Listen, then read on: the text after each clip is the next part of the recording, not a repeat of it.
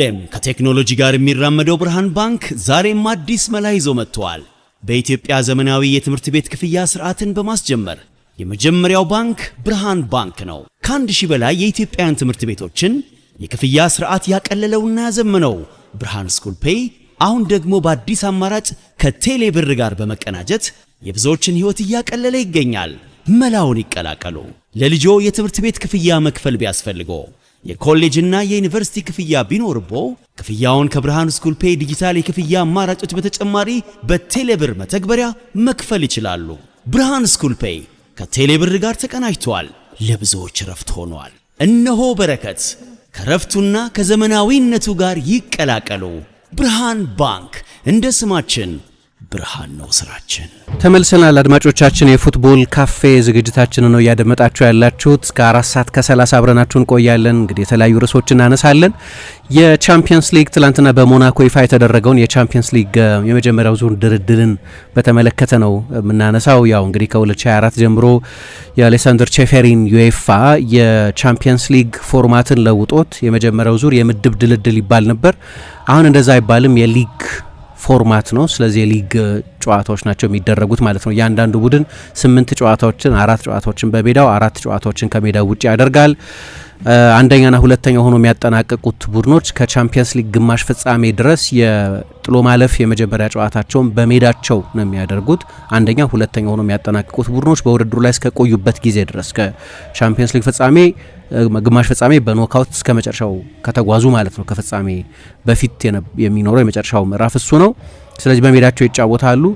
ከ1 እስከ 8 ያሉት ቡድኖች በቀጥታ ወደ ሁለተኛው ዙር ያልፋሉ። ከ9 እስከ 24 ያሉት ቡድኖች በጥሎ ማለፍ ወደ ሁለተኛው ዙር ለማለፍ ተጨማሪ ጥሎ ማለፍ 2 ጨዋታዎችን ያደርጋሉ ማለት ነው። የፋይናንስ ኢንሴንቲቭም እንደዚሁ ከፍ ያለውን ስፍራ ይዞ በጨረሰ ቁጥር አንድ ቡድን ተጨማሪ ሚሊዮኖች የሚያገኙበትን እድል ያገኛል። በእርግጥ በቅርብ ጊዜ እነዚህ 2 ሲዝኖች ያሳዩን ነገር ብዙ ትልልቅ ቡድኖች እርስ በርሳቸው እንዲገናኙ አድርጓል። ግን ብዙ ትልልቅ ቡድኖች ከመጀመሪያው 24 ቡድን ዝርዝር ውጭ አይሆኑምና ቻምፒየንስ ሊግ ብዙ ጂኦፓርዲ የለውም። አንድ ትልቅ ቡድን ከውድድር ውጭ ሊሆን ይችላል የሚል ስጋት አይፈጥርም፣ ቢያንስ በመጀመሪያው ዙር። ስለዚህ ከፉክክር አንጻር ያንንም ያህል ከድሮ ፎርማት የተለየ አይደለም የሚሉ ሰዎች አሉ። ድሮም በነበረው የቻምፒየንስ ሊግ ፎርማት ያኔ 32 ቡድኖች ናቸው ይሳተፉ የነበሩት። 8 የተለያዩ ምድቦች፣ 4 ምድቦች፣ 4 ቡድኖች የተደለደሉባቸው 8 ምድቦች ነበሩ። ብዙ ጊዜ ትልልቆቹ ቡድኖች አንደኛና ሁለተኛ ሆኖ ማለፋቸው አይቀርም። ስለዚህ ብዙ ውጥረት የለውም ይባል ነበር። ይሄኛውም ብዙ የለወጠው ነገር የለም ይላሉ ሰዎች። ግን ቢሆንም አንድ የሰጠ ነገር በቻምፒየንስ ሊግ እስከ ጥሎ ማለፍ ጨዋታዎች መጠበቅ ሳያስፈልገን ብዙ ትልልቅ ጨዋታዎችን እንድናይ እድል የሰጠ መሆኑ ነው። በዚህ ፎርማት መሰረት ለምሳሌ በመጀመሪያው ዙር በቻምፒየንስ ሊግ የምናያቸው ትልልቅ ጨዋታዎች አሉ። እስከ ጃንዋሪ መጨረሻ አካባቢ ድረስ ባለው ጊዜ ከ2 ሳምንት በኋላ ነው ቻምፒየንስ ሊግ የሚጀምረው። ለምሳሌ አርሰናል ከሪያል ማድሪድ ትልቅ ጨዋታ ነው። የጆዜ ሞሪኞ የቀድሞ የቼልሲ አሰልጣኝ ናቸው፣ ግን የቶተናምም የማንቸስተር ዩናይትድም አሰልጣኝ ነበሩ። ከሁሉ በላይ ግን በተለይ በቼልሲ አሰልጣኝነታቸው ጊዜ በሜዳ ውስጥ አርሰናል ለፕሪሚየር ሊግ ዋንጫ እየተፎካከረ ስላልነበር በዛ ጊዜ የትልቅ የሜዳ ውስጥ ፉክክር ነበር ለማለት ያስቸግራል። ሬከርዳቸውን በጣም ጠንካራ ነው በተለይ በነዛ ዓመታት። ነገር ግን በተለይ ከአርሰናል አሰልጣኝ አርሰን ቬንገር ከቀድሞ አርሰናል አሰልጣኝ አርሰን ቬንገር ጋር የነበራቸው ባላጋራነት ገና የቼልሲ አሰልጣኝ ከሆኑበት ጊዜ ጀምሮ ቮየር ከሚለው ትንኮሳቸው ጀምሮ ብዙ ኃይለኛ የቃላት ውርወራ የቃላት ጉሽሚያ የነበረበት ነው እና በዚህ ምክንያት ይሄ ጨዋታ በጆዜ ሞሪኞ ወደ ለንደን መመለስ እና ከአርሰናል ጋር መጫወት ምክንያት ብቻውን ትኩረት የሚስብ ነው። ግን ደግሞ እንደምታውቁት በቅርብ ጊዜ ቪኒሲየስ ጁኒዮር ወደ አርሰናል ይዘዋወራል ምን ሲባል ቆይቷል። የአርሰናል ደጋፊዎች ምን አይነት ተጫዋች እንዳጡ ምናልባት በዚህ ጨዋታ ላይ ያዩ ይሆናል። በኤምሬትስ ነው የጨዋታ የሚደረገው። እንደምታስታውሱት ከ2 ሲዝኖች በፊት ሁለቱ ቡድኖች ተገናኝተው በአርሰናል የቻምፒየንስ ሊግ ታሪክ ከትልልቆቹ ስኬቶች መካከል አንደኛው ሪያል ማድሪድን በመጀመሪያው ጨዋታ 3-0 በመልሱ ጨዋታ 2-1 በድምር 5-1 ያሸነፉበት ጨዋታ ነበር። ግን ደግሞ ይሄኛው ሌላ ዘመን ነው። ሪያል ማድሪድ 2 ተከታታይ መጥፎ ሲዝኖች ነበሩት እና በጆዜ ሞሪኞ እና በብዙዎቹ ዝውውሮቻቸው ከዚያ ለማገገም ከፍ ያለ ምኞት ኖሯቸው ነው ይሄንን ሲዝን የሚጀምሩት እና ከትልልቆቹ ጨዋታዎቻቸው መካከል አንደኛው ከአርሰናል ጋር የሚያደርጉት ጨዋታ ነው። ነገር ግን ሪያል ማድሪድ ሌሎችም ትልልቅ ጨዋታዎች አሉት። ለምሳሌ በተለይ ከጆዜ ሞሪኞ አንጻር ካየነው ሰውየው የኢንተር አሰልጣኝ ነበሩ እንደምታውቁት። በእርግጥ ከኢንተር ሚላን ከለቀቁ በ2010 ወደ ሪያል ማድሪድ ከሄዱ በኋላ እንደገና ወደ ቼልሲ ተመልሰው አሰልጥነዋል። የማንቸስተር ዩናይትድ አሰልጣኝ ነበሩ። ቶተንሃምን፣ ደግሞ ሮማን፣ በቅርብ ጊዜ ፌነርባቼን እና ቤሲክታሽን አሰልጥነዋል። በአንዳንዶቹ የስራ ኃላፊነቶቻቸው ጊዜ ተመልሰዋል ወደ ሳንሲሮ። ነገር ግን ሁልጊዜም የኢንተር ሚላን ትልቅ ጀግና ነበሩ። ከ2008 እስከ 2010 ነበር ያሰለጠኑት። በጣሊያን እግር ኳስ ታሪክ የመጀመሪያውንና ብቸኛውን ትሬብል ያሳኩት እሳቸው ናቸው። ከዛ በኋላ የጣሊያን ቡድን ባለፉት 16 ዓመታት ሌላ ቻምፒየንስ ሊግ አላሸነፈም። እሳቸው የኢንተር አሰልጣኝ ሆኖ ቻምፒየንስ ሊግ ካሳኩ በኋላ ማለት ነው። ከኢንተር ደጋፊዎች ጋር ያላቸው የልብ ግንኙነት የሚታወቅ ነው። ከሮማ ጋር ሆነው ወደ ሚላን በተመለሱ ቁጥር በጁሴፔ ሜአዛ ባሰለጠኑ ቁጥር የኢንተር ደጋፊዎች ለኚህ ሰው ያላቸውን ትልቅ አድናቆት ሲለግሷቸው እናያለን። ነገር ግን ከኢንተር ጋር በቻምፒየንስ ሊግ መገናኘት ሁልጊዜም ልዩ ኦኬዥን የሚሆን ይመስለኛል ለእርሳቸው። ከዚህ ባሻገር ከሮማ ጋርም ይጫወታሉ። የሮማ ደጋፊዎችን በጣም ይወዷቸዋል። መጨረሻ ላይ ውጤት ብዙ ባይቀናቸውም ግን ሮማ የ2022ቱን የኮንፈረንስ ሊግ ሲያሸንፍ ከረጅም ዓመታት በኋላ ነው ዋንጫ ሲያሸንፍ። በታሪኩም ካልተሳሳትኩ የመጀመሪያውን የአውሮፓ ድል ነው ያሳካው እና ከዚህ ቡድን ጋር ደግሞ ሌላ ትዝታ ካላቸው ቡድን ጋር ነው የሚጫወቱት። ከዚህ ባሻገር ያን ዲዮማንዲ አዲሱ ፈራሚያቸው ከአርቢ ላይፕዚግ ጋር ይጫወታል። የላይፕዚግ ተጫዋች ሆኖ አንድ ሲዝን አሳልፈዋል። ከ20 ሚሊዮን ዩሮ ተጫዋችነት ወደ 135 ሚሊዮን ዩሮ ተጫዋችነት ያስፈነጠረውን ክለብ በቅርብ ጊዜ ያገኛል ማለት ነው። ቅድም ወደ ለንደን ከአርሰናል ጨዋታ ጋር መመለሳቸው ነበር ሳነሳ የነበረው፣ ግን ወደ ስታንፎርድ ብሪጅም ይመለሳሉ። ግን ቼልሲን ለመግጠም አይደለም። እንደምታውቁት ቼልሲ በሚቀጥለው የውድድር ዘመን በቻምፒየንስ ሊግ አይሳተፍም። አሁን በጀመርነው አዲሱ የውድድር ዘመን ግን ሻክታር ዶኔትስክ የዩክሬኑ ክለብ ባለፉት ጥቂት ዓመታት የአውሮፓ ውድድሮች ላይ ሲሳተፍ በሩሲያና ዩክሬን ጦርነት ምክንያት በዛው በዩክሬን አልነበርም፣ በዶኔትስክ ረጅም ጊዜ ነው መጫወት ካቆመ፣ በኪቭም መጫወት አልቻለም። ስለዚህ በፖላንድ ነበር ይጫወት የነበረው። ግን በዚህኛው የውድድር ዘመን በቼልሲው ስታንፎርድ ብሪጅ ስቴዲየም ነው የሚጫወተው። ስለዚህ ጆዜ ሞሪኞ ብዙ ታሪክ ወደ ሰሩበት ስታንፎርድ ብሪጅ ስቴዲየምም ይመለሳሉ ማለት ነው። ከፒኤስቪ አይንድሆቨንም ጋር ይጫወታል ሪያል ማድሪድ። ይሄ ደግሞ በሪያል ማድሪድ የአውሮፓ ውድድሮች ታሪክ ድሮ ዩሮፒያን ካፕ ይባል በነበረበት ጊዜ በኋላ ቻምፒየንስ ሊግ ተብሎ ሪብራንድ ተደርጓል። በ1980ዎቹ መጨረሻ በሪያል ማድሪድ ታሪክ ውስጥ ከሚደነቁ ግን ትልቁን ዋንጫ ካላሸነፉ ቡድኖች መካከል አንደኛው የኪንታ ዴል ቡይትሬ የሚባለው ቡድን ነው።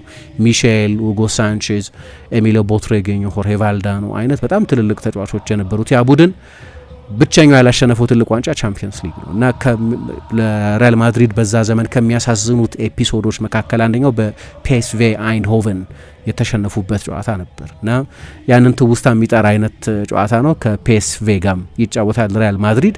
ግን ሌሎች ትልልቅ ጨዋታዎች አሉ። ማንቸስተር ሲቲ ከፓሪስ ሳን ዠርማ ይገናኛሉ።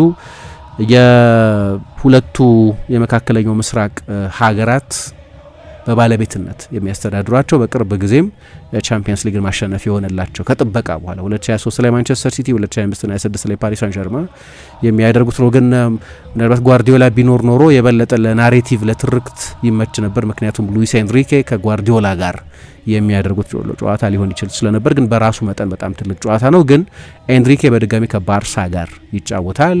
በቅርብ ዓመታት በተደጋጋሚ ሲገናኙ አይተናቸዋል። ከአመት በፊትም እንደዚሁ ፔዤ ባርሰሎናን 2-1 አሸንፈው ነበር በሞንትዊክ ባርሰሎና ጥቂት ጊዜ በተጠቀመበት የባርሰሎና ኦሊምፒክ ስታዲየም ማለት ነው። አሁን ይሄኛው በፓርክ ደ ፕራንስ የሚደረግ በፔዤ ስቴዲየም የሚደረግ ነው።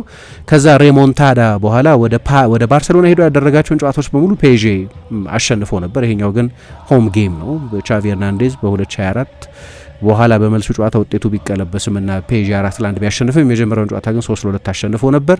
ይህም በጣም ትልቅ ጨዋታ ነው። ሁለት ፍጹም የሚያዝናና እግር ኳስ የሚጫወቱ የማጥቃት ሪስክ የሚወስዱ አሁን ደግሞ 9 ቁጥር የሚያመጣ የሚመስል ስለማይመስል የሁሊያን አልቫሬዝ ዝውውር የሚሳካ ስለማይመስል ባርሰሎናም በራፊኛ ነው የሚጫወተው ወይም በሌሎች ተጫዋቾች ግን ደንበኛ አይነተኛ 9 ቁጥር ባልሆኑ ተጫዋቾች ማለት ነው። ስለዚህ ሁለት በሐሰተኛ 9 ቁጥር የሚጫወቱ ቡድኖች በተናጠል በጣም አስደናቂ ክህሎት ያላቸው ዴምቤሌ፣ ላሚን ያማል፣ ራፊኛ፣ ክቫራትስኬሊያ እያልን በርካታ ተጫዋቾች መጥራት እንችላለን። የአማካይ ክፍሉ ኮንቴስትም ከፍ ያለ ግምት የሚያገኝ ይመስለኛል። ምክንያቱም ሁለቱ ቡድኖች በአውሮፓ እግር ኳስ ምርጥ የአማካይ ክፍል የያዙ ሁለት ቡድኖች ናቸው። የፔዤ አማካይ ክፍል በቅርብ ዓመታት ፓሪስ የአውሮፓ እግር ኳስን ለመቆጣጠሩ ዋና ምክንያት ነው ማለት ይቻላል። ቪቺኛ፣ ዦአው ኔቬሽ እና ፋቢያን ሩይዝ እንዲሁም ዋረን ራየር ኤሜሪ ያሉበት የአማካይ ክፍል ማለት ነው። በባርሰሎናም በኩል ምናልባት በ6 ቁጥር ሚና የዓለም ምርጡን ተጫዋች አምጥተዋል። ትላንትና ተቀይሮ ገብቶ ተጫውቷል። ሮድሪጎ ኤርናንዴዝ ወይም ሮድሪ፣ ከዛ ኦልሞ አለ፣ ፔድሪ አለ፣ ሌሎችም ተጫዋቾች አሉ። ስለዚህ በሁለቱ ቡድኖች አማካይ ክፍሎች መካከል ያለው ኮንቴስትም እንደዚሁ ከፍ ያለ ግምት የሚያገኝ ይመስለኛል። ፌረን ቶሬዝ የቀድሞ ቡድኑን በለቀቀ በጥቂት ወራት ውስጥ መልሶ ያገኛል ማለት ነው። በዚህኛው የዝውውር ጊዜ ነው ከባርሳ ወደ ፔዤ የተጓዘው። ቀደም አርሰናል ከሪያል ማድሪድ ጋር ይጫወታል ብያለሁ። ከባየር ሚኒክም ጋር ይጫወታል። ይሄኛው በአሊያንዝ አሬና የሚደረግ ጨዋታ ነው። ባለፈው ዓመት ተገናኝተዋል ሁለቱ ቡድኖች፣ ግን በኤምሬትስ ነበር የተገናኙት። በአሊያንዝ አሬና ግን አርሰናል ብዙ የሆረር ምሽቶች ነበሩት። አሰቃቂ ሽንፈቶች በተለያዩ አሰልጣኞች ስር ገጥመውት ያውቃሉ። በቅርብ ጊዜም የሚኬል አርቴታ ቡድን በ2022-23 የውድድር ዘመን የቻምፒየንስ ሊግ ጉዞ የተገታው በዚህ ስቴዲየም 1-0 በተረታበት ጊዜ ነው እና ባየር ሚኒክ ከአርሰናል ሌላ የቻምፒየንስ ሊግ የመጀመሪያው ዙር አይን ውስጥ የሚገባ ጨዋታ ነው። ባየር ሚኒክ ከሌላም የእንግሊዝ ትልቅ ክለብ ጋር ይጫወታል፣ ከማንቸስተር ዩናይትድ ጋር። ማንቸስተር ዩናይትድ ወደ ቻምፒየንስ ሊግ ተመልሷል እና ይሄ የባየር ሚኒክና የማንቸስተር ዩናይትድ ጨዋታ በተለይ ለማንቸስተር ዩናይትድ ደጋፊዎች የአንድን ውብ ምሽት በክለቡ ታሪክ ምናልባት በጣም የተዋበውን ምሽት የሚያስታውስ አይነት ጨዋታ 1999 በካምፕ ናው በመጨረሻዎቹ 3 ደቂቃዎች ባስቆጠሯቸው 2 ጎሎች በቴዲ ሼሪንግሃም እና በኦሌ ጉናር ሶልሻር ጎሎች ማንቸስተር ዩናይትድ 2-1 አሸንፎ ክለቡ ከ1960ዎቹ በኋላ ለመጀመሪያ ጊዜ የአውሮፓ ውድድርን ሲያሸንፍ ይሄ አይነት ታሪክ የነበረበት ነው። ያኔ ሰር አሌክስ ፈርጉሰን የማንቸስተር ዩናይትድ አሰልጣኝ፣ የሂሳብ መምህሩ ኦትማር ሄትስፊልድ የባየር ሚኒክ አሰልጣኝ ነበሩ። ከዛ በኋላ በአመቱ ባየር ሚኒክ ማንቸስተር ዩናይትድን ከውድድር ውጭ አድርጎታል። በተለያዩ ጊዜያቶች ተገናኝተዋል። ነገር ግን ያኛው ጨዋታ ይመስለኛል የባየር ሚኒክና የማንቸስተር ዩናይትድን ጨዋታ ስናስታውስ ሁልጊዜ ከማይረሱ ጨዋታዎች መካከል እንዳንዱ የሚቆጠር የሚሆነው። ዩናይትድ ሌላ ብሎክ በስተር፣ ሌላ ትልቅ ባላጋራ አትሌቲኮ ማድሪድ ነው። አትሌቲኮ ማድሪድን በስታዲዮ ዋንዳ ሜትሮፖሊታኖ ነው የሚገጥመው። ስለዚህ እነዚህም ሌላ ከፍ ያለ ትኩረት የሚያገኙ ጨዋታዎች ናቸው። አትሌቲኮ ማድሪድ ከባየር ሚኒክ ሌላ ትልቅ ጨዋታ ነው። ሊቨርፑል ከአትሌቲኮ ማድሪድም ይገናኛል። ያው ባለፈው አመት አትሌቲኮ ማድሪድ ወደ አንፊልድ ሄዶ 3-2 ተሸንፎ ነበር። ኢንተር ሚላን ከሊቨርፑል ጁሴፔ ሜአዛ ላይ የሚደረግ ጨዋታ ነው። ቅድም እንዳነሳሁት ደግሞ ባርሴሎና ከማንቸስተር ሲቲ ይገናኛሉ። ይሄ በአጭር ጊዜ ውስጥ ሮድሪ ለ7 ዓመት የቆየበትን ክለብ የሚገጥምበት ጨዋታ ነው። ከ2019 እስከ 2026 ያንዳንዱን ዋንጫ አሸንፏል። የቀረብ ዋንጫ አልነበረም። በግልም እንደ ተጫዋች ተሸጋገረበት የባሎንዶር አሸናፊ እስኪሆን ድረስ የጎለበተበት ክለብ ነው ማንቸስተር ሲቲን።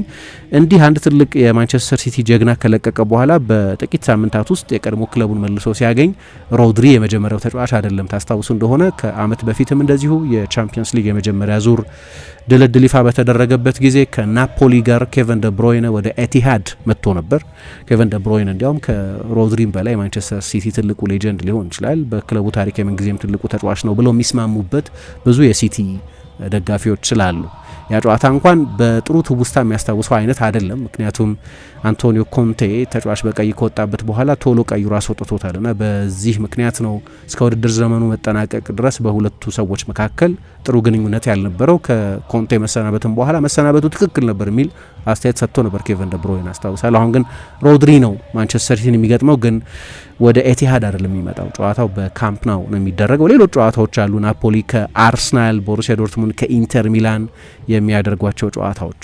ስለዚህ አንዳንዶቹ ቡድኖች ከፍ ያሉ ክብደት ያላቸው ባላጋራዎችን የሚያገኙ አሉ። ለምሳሌ ቅድም የጠቀስኩት አርሰናል ከሪያል ማድሪድ ጋርም ከባየር ሚኒክም ጋር ከቦሩሲያ ዶርትሙንድም ጋር ይጫወታል። ከባባድ ጨዋታዎች ናቸው እነዚህ እና ስለዚህ የጨዋታዎቹ መጠን እንኳን እንዳነሳሁት እንደ ውድድሩ ምዕራፍ መታየት ያለበት ይመስለኛል። እኔ ቻምፒየንስ ሊግ የመጀመሪያው ዙር ብዙ ጂኦፓርዲ ያለው አንድ ቡድን ከውድድር ውጭ የመሆን ስጋት አለበት የሚል ግምት የለኝም። ትልልቆቹ የአውሮፓ ቡድኖች በመጀመሪያዎቹ 24 ስፍራዎች መገኘታቸው አይቀርም።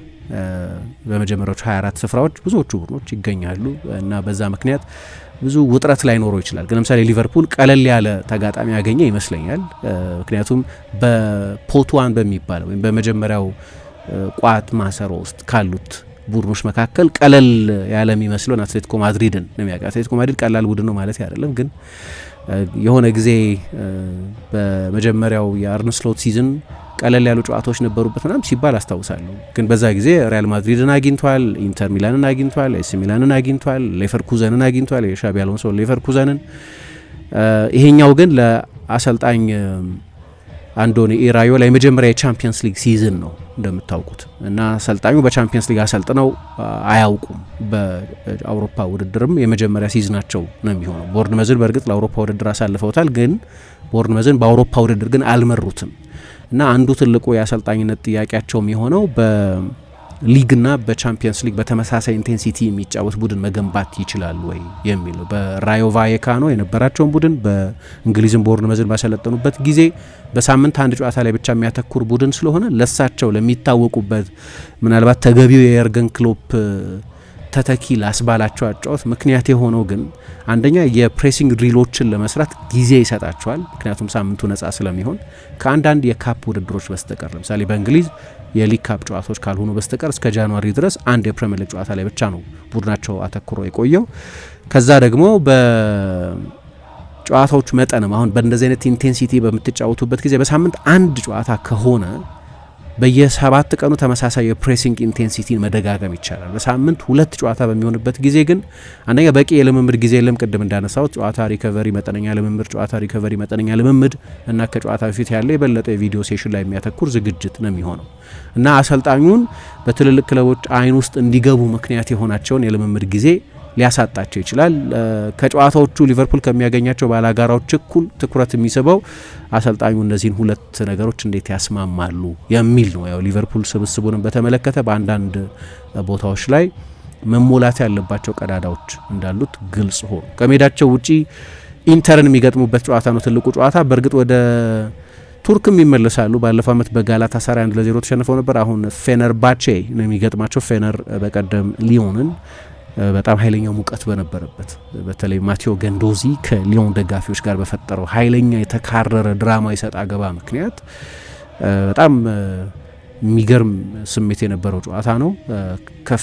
ከፌነርባቼ ጋር በኢስታንቡል ይጫወታሉ። ከሶስቱ ትልልቅ የቱርክ ቡድኖች ጋር እዛ ሄዶ መጫወት ራሱ ግለቱ ከባድ ነው። ግን በስፖርታዊ ምክንያት ትልቁ ጨዋታቸው ከሜዳቸው ውጪ ከኢንተር ጋር የሚያደርጉት ጨዋታ ነው። በሜዳቸው ከፖርቶ ከቪያሪያል ከሎንስ ጋር ነው የሚገናኙት። ዊነብልስ የሚሏቸው ናቸው። ሁሉንም ሊያሸንፏቸው የሚችሏቸው አይነት ጨዋታዎች ናቸው። ከሜዳቸው ውጪ ከኢንተር ባሻገር እና ከፌነርባቼ ውጪ ላስክ ሊንዝ እና ክለብ ብሩዥን ነው የሚገጥሙት እና ቀለል ያለ ይመስላል በወረቀት ደረጃ ቢያንስ። ማንቸስተር ዩናይትድ ቅድም ካነሳሁት ባየር ሚኒክ ባሻገር ከሮማም ከላይፕዚሽም እና ከአዲስ መጤው ሳባህም ጋር ይጫወታል። ከሮማ ጋር ያንን የ7-1 ጨዋታ እንድናስታውሰው የሚያስገድድ አይነት ነው።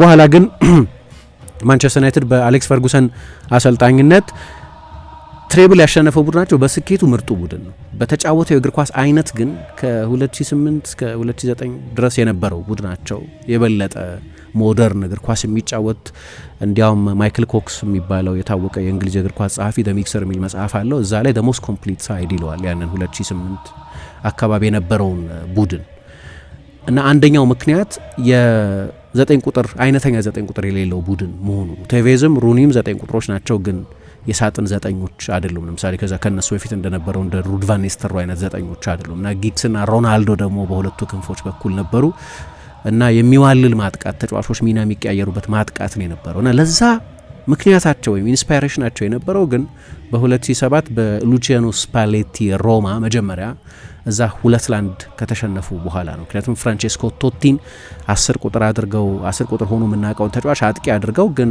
ያኔ 4-6-0 ይባል በነበረው ፎርሜሽን ነበር የተጫወቱት። የመልሱን ጨዋታ ማንቸስተር ዩናይትድ 7-1 ነው ያሸነፈው። ከፌመስ የማንቸስተር ዩናይትድ የአውሮፓ ድሎች መካከል አንደኛው ነው። ግን ያ የማንቸስተር ዩናይትድ ምርጡን ቡድን እንድናይም በአሰልጣኝ አሌክስ ፈርጉሰን አእምሮ ውስጥ የሆነ ነገር ተንኮስ ያደረገ የሮማን ብሉፕሪንት ለመከተል እንዲሞክሩ ያደረገ ነው። እንደምታውቁት በሐሰተኛ 9 ቁጥር በመጫወት በጣም የላቀው ተጫዋች ሊዮኔል ሜሲ ሊሆን ይችላል። ጓርዲዮላ ተጫዋቹን እዛ ቦታ ላይ ማጫወት ከጀመረበት ጊዜ ጀምሮ ነገር ግን የመጀመሪያ ሀሳብ አለ። የሐሰተኛ 9 ቁጥር የመጠቀም ታሪክ ወደ ኋላ ሄዳችሁ ስታዩ ብዙ ተጫዋቾች በዛ ሚና ተጫውተዋል። ለምሳሌ ላውድሩፕ የባርሴሎና ተጫዋች በነበረበት ጊዜ ነገር ግን በሞደርን ዘመን በቅርብ ዘመን ስፓሌቲ ይመስላሉ ቀዳሚ የነበሩት። የተለያዩ አሰልጣኞች በዛ መጠሪያ ይጠራ ሐሰተኛ 9 ቁጥር ፎልስ 9 ፌክ 9 ይባል ሌላ ክርክር ሊሆን ይችላል፣ ግን ያ በጣም ጥሩ ማጣቀሻ ሆኖ ሊቀርብ የሚችል ነው። አሁን ጃምፔሮ ጋስፔሪኒ ናቸው አሰልጣኝ የሮማ። እሳቸውም እንደ ስፓሌቲ ሁሉ በጣሊያን እግር ኳስ ውስጥ በጣም ሞደርን ሀሳቦች በማምጣት የሚታወቁ ናቸው። ዩናይትድ ሮማን ሲገጥም እነዚህን ሁኔታዎች እንድናስታውስ በር የሚከፍት ይመስለኛል። ከላይፕዚግ ጋር ይጫወታል። ከሜዳ ውጪ ከስፖርቲንግ ሊዝበን ጋር ይገናኛል። ቪያሪያል እና ኮሞን ይገጥማል። ቪያሪያል በ2021 የዩሮፓ ሊግ ፍጻሜ ማንቸስተር ዩናይትድን አሸንፎት እንደነበር እናስታውሳለን በመለያ የፍጹም ቅጣት ምቶች። ከኮሞ ጋር ሲጫወቱ ደግሞ ከሴስክ ፋብሬጋስ ጋር በሴስክ ፋብሬጋስ ከሚሰለጥነው ቡድን ጋር ነው የሚጫወቱት ማለት ነው።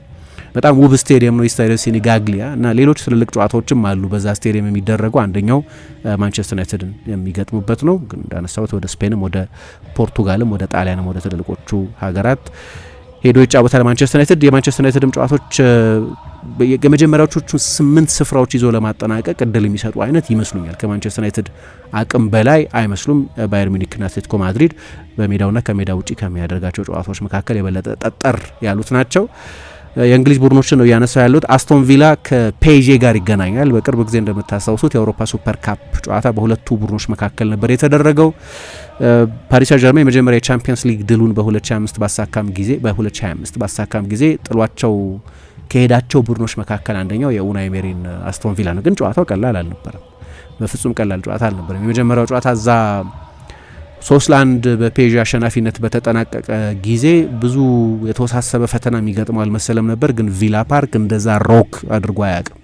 በኋላም አይ ቲንክ 4-3 መሰለኝ ያሸነፈው። በዛ ጨዋታ ላይ የፔዥ ምርጡ ተጫዋች የነበረው ጂያንሉጂ ዶናሩ ማለት ነው። ስለዚህ ቪላ እንዴት ጥሩ ተጫውቶ እንደነበር እናስታውሳለን። ግን ችግሩ አስቶን ቪላ አሁን ቢያንስ አሁን በጠቀስኩት ሲዝንም በተለይ ባለፈው የውድድር ዘመንም ከነበረው ስብስብ የዩሮፓ ሊግ ዋንጫን ካሸነፈው ስብስብ ከግማሽ በላይ የሚሆነው የለም። ፍጹም የአዲስ ቡድን ግንባታ ውስጥ ነው አስቶን ቪላ የገባው። ለፔዤ ግን በቅርብ ዘመን የአውሮፓ እግር ኳስ ታሪክ ውስጥ ሪያል ማድሪድ ብቻ ያደረገውን ለማድረግ ይህንን ሲዝን የሚጀምርበት ነው። 3 ተከታታይ ዓመት ቻምፒየንስ ሊግ ማሸነፍ ከሪያል ማድሪድ በስተቀር ሌሎች ጥቂት ቡድኖች ናቸው ይህንን ያደረጉት። አንደኛው ራሱ ሪያል ማድሪድ 1950 እስከ 1960 ባለው ጊዜ ከ55 እስከ 60 ባለው ጊዜ 5 ጊዜ በተከታታይ ዩሮፓ ካፕን ያሸነፈ ጊዜ ነው። ከዚያ በኋላ አያክስ ከ71 እስከ 73፣ ባየር ሚኒክ ከ74 ከ76 ባሉት ሲዝኖች 3 ጊዜ በተከታታይ የትልቁን የአውሮፓ ውድድር ዩሮፒያን ካፕ አሁን ቻምፒየንስ ሊግ የሚባለውን ውድድር አሸንፏል። ስለዚህ ለፔዤ የአዲስ ዘመን መጀመሪያ የአዲስ ታሪክ መስሪያ እድል ነው። በክለቡ ታሪክ እስከ 2025 ድረስ ቻምፒየንስ ሊግ አሸንፎ አያውቅም ነበር። ስለዚህ ከአስቶን ቪላ ጋር ይጫወታሉ። ቪላ በሜዳው ዶርትሙንድንም ፌነርባቼንም ቫይኪንግ የሚባለው ሌላ አዲስ መጣ የቻምፒየንስ ሊግ ቡድንን ይገጥማል። ኡናይ ኤመሪ ከሜዳቸው ውጪ ከባርሴሎና ጋር ይጫወታሉ። ይሄ ለሳቸው በአሰልጣኝነት ዘመናቸው ትልቁን ትራውማ የሚያስታውሳቸው ጨዋታ ይመስላል። ምክንያቱም 2016 ላይ ያ ሬሞንታዳ 6-1 በሳቸው ፔዥ አሰልጣኝ ሆነው በባርሳ የተሸነፉበትን ጨዋታ የሚያስታውስ ነው። እንደ አጋጣሚ ሆኖ ያንን ጨዋታ የባርሴሎና አሰልጣኝ ሆኖ ያሰለጠነው ሉዊስ ኤንሪኬ ነው። በእርግጥ ሉዊስ ኤንሪኬን በሌላ ቡድን አሰልጣኝነት ነው የሚገጥሙት፣ በፔዥ አሰልጣኝነት ግን ወደዛ ምናልባት ሁልጊዜ ወደሚያሳድዳቸው ስፍራ የሚመለሱበት ነው። የመጀመሪያውን ጨዋታ በተለይ አንሄል ዲ ማሪያ ፍጹም አስደናቂ በነበረበት ጨዋታ 4-0 አሸንፈው ነበር። ነገር ግን በዛ የመልስ ጨዋታ ላይ ከ87ኛው ደቂቃ በኋላ 3 ጎል ተቆጥሮባቸው 6-1 የተሸነፉበት እና የፔዥ አሰልጣኝነታቸውንም ዲፋይን ያደረገ ጨዋታ ነበር። ወደ ባርሳ ይመለሳሉ። በእርግጥ ከዛ በኋላ የቪያሪያልም አሰልጣኝ ሆነው ተመልሰው በካምፕ ነው ባርሴሎናን ገጥመው ያውቃሉ። ለመጀመሪያ ጊዜ አይደለም ግን በቻምፒየንስ ሊግ ነው ቪላን ይዘው ወደዛ የሚመለሱት።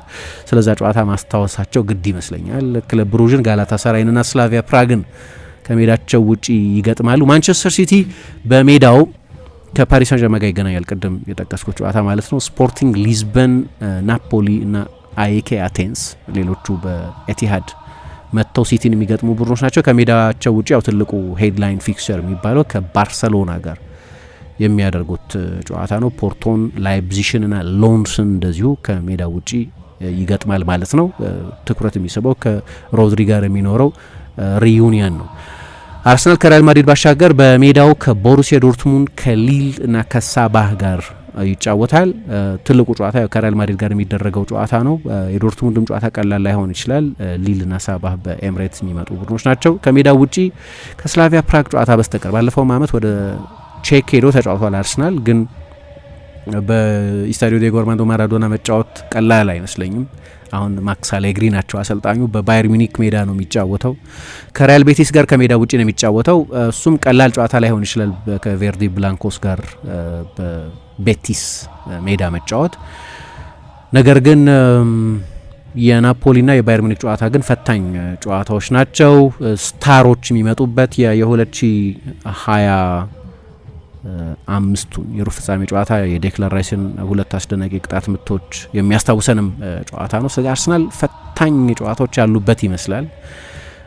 በሜዳውም ከሜዳ ውጪም ያሉ አስቸጋሪ ጨዋታዎች አሉበት። ስለዚህ የቻምፒየንስ ሊግ የመጀመሪያው ዙር ድርድር ይሄንን የመሰለ ነው። ብዙ ሪዩኒየኖች ይኖሩበታል። ትልልቅ አሰልጣኞች እንደ ጆዜ ሞሪኒዮ አሰልጣኞች ከኢንተር ሚላን እና ከሮማ ጋር የሚገናኙበት፣ ወደ እንግሊዝ ተመልሰው የቀድሞውን ባላጋራቸውን የሚገጥሙበት፣ ግን ስታንፎርድ ብሪጅን ቼልሲ ለመግጠም ባይሆንም ግን ብዙ ትውስታ ወዳላቸው ስቴዲየም ሻክታር ዶኔትስክ ግን ለመግጠም የሚመጡበት መሆኑ ሁሉ ኢንትረስቲንግ ብዙ ጨዋታዎች እንዲኖሩት የሚያደርግ ይመስላል። በቻምፒየንስ ሊግ የትኛውን ጨዋታ ለማየት የበለጠ ትጠብቃላችሁ? እናንተ ኮሜንት ልታደርጉበት ትችላላችሁ። የትኛው ነው ጠንከር ያለ ጉዞ የገጠመው ቡድን በመጀመሪያው ዙር ከ1 እስከ 8 ባለው ስፍራ ለማጠናቀቅ የበለጠ የሚቸገረው ቡድን የትኛው ነው? ስለሱም እንደዚሁ ኮሜንት ልትሰጡበት ትችላላችሁ። ሁሌም ከቴክኖሎጂ ጋር የሚራመደው ብርሃን ባንክ ዛሬም አዲስ መላ ይዞ መጥቷል። በኢትዮጵያ ዘመናዊ የትምህርት ቤት ክፍያ ስርዓትን በማስጀመር የመጀመሪያው ባንክ ብርሃን ባንክ ነው። ከ1000 በላይ የኢትዮጵያውያን ትምህርት ቤቶችን የክፍያ ስርዓት ያቀለለውና ያዘመነው ብርሃን ስኩል ፔይ አሁን ደግሞ በአዲስ አማራጭ ከቴሌ ብር ጋር በመቀናጀት የብዙዎችን ህይወት እያቀለለ ይገኛል። መላውን ይቀላቀሉ። ለልጆ የትምህርት ቤት ክፍያ መክፈል ቢያስፈልጎ፣ የኮሌጅና የዩኒቨርሲቲ ክፍያ ቢኖርቦ ክፍያውን ከብርሃን ስኩል ፔይ ዲጂታል የክፍያ አማራጮች በተጨማሪ በቴሌ ብር መተግበሪያ መክፈል ይችላሉ። ብርሃን ስኩል ፔይ ከቴሌ ብር ጋር ተቀናጅቷል። ለብዙዎች ረፍት ሆኗል። እነሆ በረከት ከረፍቱና ከዘመናዊነቱ ጋር ይቀላቀሉ። ብርሃን ባንክ እንደ ስማችን ብርሃን ነው ስራችን።